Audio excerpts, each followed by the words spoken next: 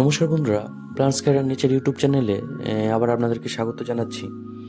সাধারণত মানি প্লান্টের যে পাতা সেগুলোকে আমরা কিভাবে ঝকঝকে রাখবো এবং গাছটাকে কিভাবে বুশি করবো আর এর আহ, যে বৃদ্ধি সেটা কেমনভাবে বাড়াবো সেই সংক্রান্ত একটা প্রতিবেদন আমি আপনাদের সামনে তুলে ধরছি।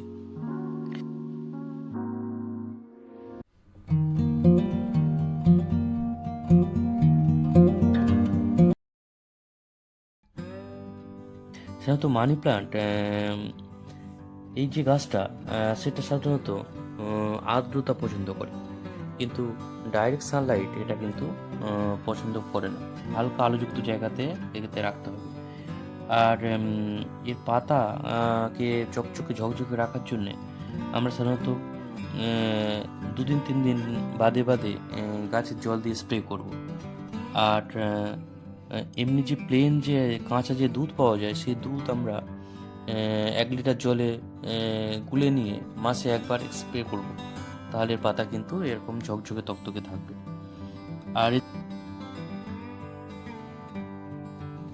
যে খাবার সেটা খুব বেশি প্রয়োজন হয় না, সাধারণত ভার্মি কম্পোস্ট মাসে একবার প্রয়োগ করতে হবে। আর হাড় গুঁড়ো, শিংকুচি এবং নিমখোলের এই যে জৈব মিশ্রণটা একদম 1 গ্রাম বা 2 গ্রাম আমরা মাসে একবার দিতে পারি গাছের গোড়ায় একদিকে।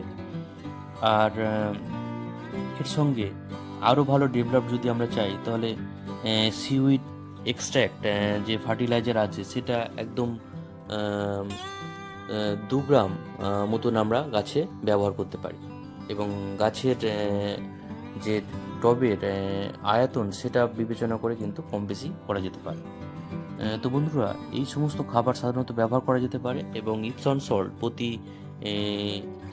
2 মাস অন্তর অন্তর একবার করে সামান্য পরিমাণে 1 গ্রাম বা 2 গ্রাম আমরা এই গাছে কিন্তু স্প্রে করে দিতে পারি এবং গাছের গোড়াতে দিতে পারি। তো এই রকমভাবে পরিচর্যা করলে সাধারণত আমাদের মানি প্ল্যান্ট খুব ঝকঝকে তকতকে থাকবে। আর মানি প্ল্যান্ট সম্পর্কে বলা যায় যে এই গাছটা দেখতে খুব সুন্দর এবং বাড়ির যে সৌভাগ্য বৃদ্ধিতে সাহায্য করলেও এর যে পাতা এবং এর যে দেহের কাণ্ডের যে অংশ সেগুলো যদি আমাদের আহ, উম, যদি কোনো রকমভাবে বাচ্চারা খেয়ে ফেলে তো কিন্তু এটা যথেষ্ট বিষক্রিয়া ঘটাতে পারে।